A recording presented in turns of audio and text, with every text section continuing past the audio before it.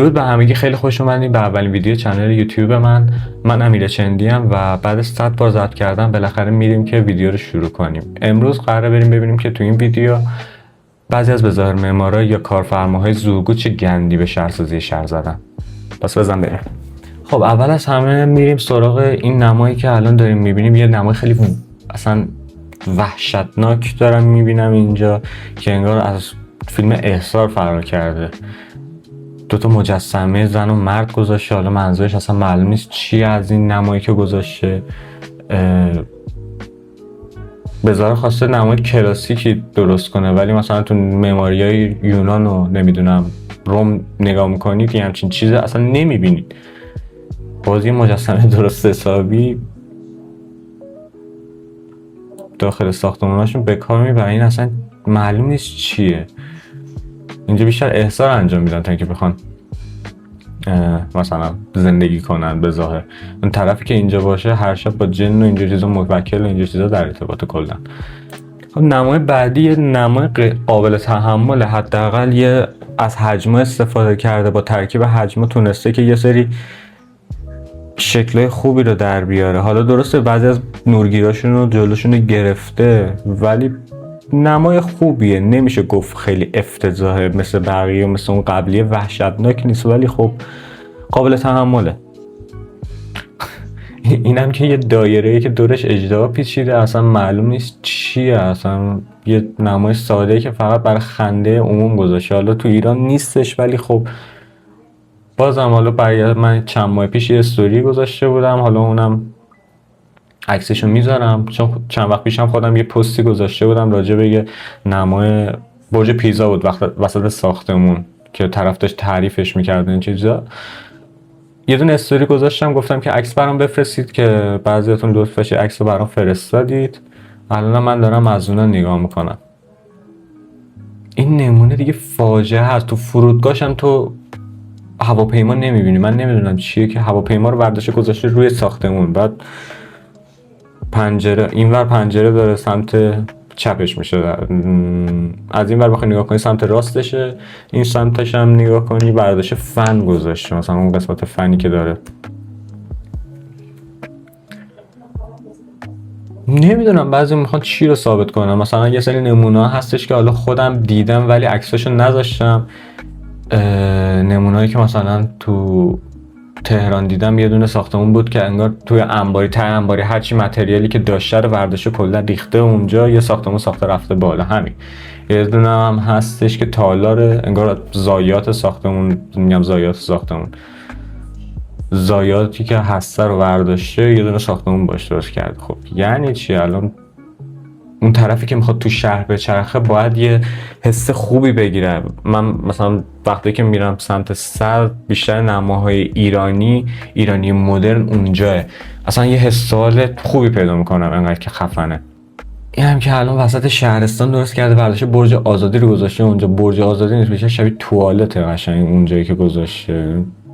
لباس آویزون کرده. خب مگه 20 سال پیشه 30 سال پیشه؟ این چه افتضاحیه. برج آزادی تهران روی بالکن یک خانه در کرج زیاد چیزای افتضاح داره. حالا نمونه‌ای که من دیده بودم زیاد هست. این خونه وارونه یه ایده خوبیه، باز چه چیز جالبیه. خونه نیستش، خونه است فکر کنم، نوشته ساختمانی وارونه در تهران. ساختمونیه که حالا من اونجوری که میبینم بغل شهر بازیه، حالا میتونه کافه باشه اینجور چیزا باشه، خوبه، ولی نه برای مسکونی. برای مسکونی یه چیز چرتیه که حتی تو ایران جواب نمیده. این نمونه هم نمونه خوبیه، حالا اینو فرستادید، نمونه‌ایه که زاهدی طراحیش کرده، خب ولی ایرانیزش کردن دیگه. داخل داخل محمود آباد هم هستش. طرح خوبیه، هیچ ایرادی نداره. حالا منم دارم ایراد میگیرم، یه معمار معمولی هم که دارم ایرادشو میگیرم. چیزایی که حالا تجربیات زیادی هم نداریم، حالا چیزی که میدونیم چیزی که خوبه. نمونه‌ای از طرح زاهدی برداشته، ولی یه ذره حالا تغییراتی هم توش داده، ولی طرح خفنیه، نمیشه طرح بد اینو به حساب آوردش. حالا این نظری که دارم میدم، بعدم بعضی برمیگردم میگم وای تو کی که داری نظر میدی اینجور چیزا. خب ولی تا اون چیزی که من میدونم قابل قبول بوده دیگه، خفن ترین معمار جهان اونو طراحی کرده دیگه، چه ایرادی میخوای از این بگیری؟ این خوب بود به ظاهر. یه افتضاح دیگه که میخوام بهتون نشون بدم که خودم هم از نزدیک دیدمش، یکی هم برام فرستاده، درمانگاه مرکزی محشر کرجه. اینو من خودم از نزدیک دیدم. آره خب اصلا معلوم نیست چیه این مجسمه، کیه برداشتن ببخشید مجسمه کیه گذاشتن اینجا، اصلا معلوم نیست چیه. نما عادیش خوبه ولی برداشته نمیدونم مجسمه ابن سینا. حالا من سر در نمیارم زیاد راجع به پزشکی اینجوری که کی چی کاره بوده، ولی خب چیزایی که گذاشتن خیلی افتضاح. یعنی چی؟ موزه مگه درست کردید توی سطح شهر؟ اینم که برداشته کشتی تایتانیک رو گذاشته اون وسط، اصلا معلوم نیست برای چی. گند زده خب تو شهرسازی.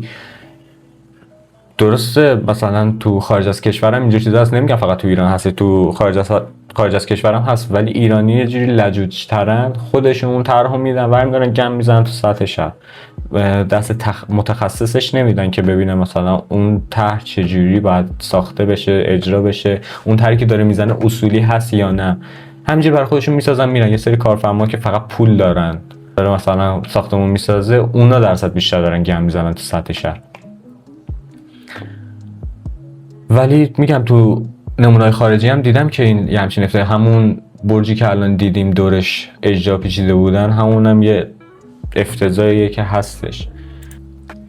این هم که اصلا کلا افتضاحه. اون گوشا چیه، چشمه چیه، پنجره درست کرده، اصلا نمیدونم این کسی که این ایده رو داره می‌خواسته چی رو ثابت کنه. همون آجرکاری که داری خودش سنتی بودن خودش رو حفظ کرده، همونو میذاشی میمون دیگه. برای چی اصلا این کارو داری میکنی؟ اون کولر گازی هم که برداشته به عنوان نماد، چیلر کولر رو به عنوان دماغ گذاشته، گردنبند گذاشته دیگه. ببین افتضاح تا کجا. نمیدونم چی رو می‌خواسته ثابت کنه با این کاری که کرده. حالا من نمیگم همه نماهامون داغونن، نمای خوبی هم داریم. اگه دوست دارید که یه ویدیو راجع به نمای خوب سطح شهر درست کنم، خودم برم عکساشونو بگیرم، حالا تو گوگل هم بودش، میگردیم با هم دیگه پیدا میکنیم، یا اگه خودتون دارید تو اینستاگرام برام بفرستید. آیدی اینستاگرامم amir_.hnd، اونجا برام بفرستید تا تو ویدیو بعدی، اگه دوست دارید ویدیو بعدی ساخته بشه، تو کامنت ها برام بنویسید، لایک کنید، یه ذره انرژی بدید بهم که بتونم ویدیو بهتری براتون بسازم. حالا فعلا ویدیو اول کلی ایراد داره. این هم یه ساختمونیه که فکر کنم تو فلاحه. اینو من خودم هم از نزدیک دیدم، برداشت آدیداس گذاشته. خب کتونی فروشیه مگه، درسته فلاحه، ولی خب دیگه قرار نیستش که تو ساختمونتون همچین چیزی بذارید. ساختمون همینجاش بیرو هست، برداشت آدیداس هم چسبونده اونجا، دیگه بدتر. اصلا خیلی افتضاحه. نمیدونم واقعا بعضی اینو برای چی اصلا گذاشتن، چی رو میخوان ثابت کنن. اینم که دوباره همون آدیداس بود. این دیگه داغون در داغون. باغ وحش رو برداشته کلا چسبونده، مثلا یه بچه انگار آجربازی داشته میکرده، خونه رو ساخته این حیوانایی که داره برای بازی کردن، از اون حیوانا برداشته چسبونده رو مثلا تزیینش کرده. یا باغ وحش تو میری اینجوری مثلا سردر نزده. این نمیدونم برای چی اینجوری کرده، اصلا دقیقا شکارچی چیزیه نمیدونم. این هم حس میکنم توی اسلام شهره. دقیقا انگار طرف گیم آف ترونز رو نگاه کرده. حالا گیم آف ترونز هم نیستی، گیم آف ترونز اژدها، این مار مثلا آناکوندا، حالا شکلی که داره مار کبرا، ولی خب مار آناکوندا رو هم اگه دیده باشید مارا اینجوری بزرگی داره. فکر کنم فیلمش رو نگاه کرده، خودش اومده گفته که همینجوری بسازیم بره، وگرنه به خودی خود اون حجمی که داره، اون فرمی که داره تا حدودی خوبه، میتونست با چیزای دیگه قشنگترش کنه. یه افتضاح تر. کل ویدیو شده افتضاح، چون که قرار افتضاح تماشا کنیم دیگه. 2 تا اسب گذاشته بالای ساختمون، یه برج میلاد وسطش. اینایی که برج میذارن وسط ساختمونشون نمیدونم برای چی اصلا، دلیل منطقی. ساختمون به خودی خود خوبه، ترکیب رنگ خوبه، درسته قدیمیه. خب قدیم که اینجور طرحها مد بود دیگه، الان طرحهای جدیدی اومده داره اصولی تر ساخته میشه، کمیته نما اومده، ولی کمیته نمایی که داره پول میگیره، نمایی که غیر قانونی هم داره میسازه. اصلا توجهی نمیکنه. من دوره که دانش آموز بودم تو هنرستان درس میخوندم، بعد به ما گفتن که کمیته نما اومده، حدودا 7 سال پیش کمیته نما اومده، کسب درآمد میکنید، فلان میکنید. الان کمیته نما اومده، با اون حالی که من نظام مهندسی هم ندارم بازم کسی رعایت نمیکنه، نمیده به کسی که اصولی میسازه میکنه. کارگر افغانی اونجاست میگه این سنگا رو داریم بچین بره، کارگر افغانی هم به سلیقه خودش میچینه میره. این عکسی که دارید میبینید و خودم گرفتم داخل بازار احسانی عبدالآباد بودش. همینجوری نشسته بودم تو ماشین،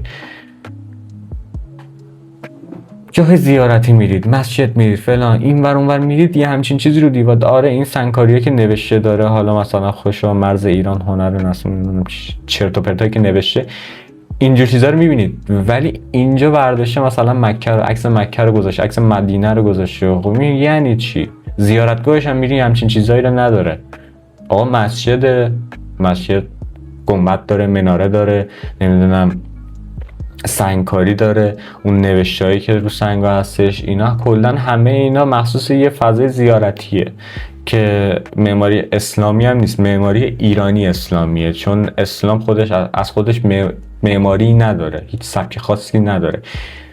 اینایی که دارید تماشا میکنید، کلا زیارتگاهی که دارید تماشا میکنید این زیارتگاهی که دارید میبینید کلا سبک معماری ایرانی اسلامیه، معماری اسلامی ما نداریم. خب ویدیو ما هم همینجا به پایان میرسه.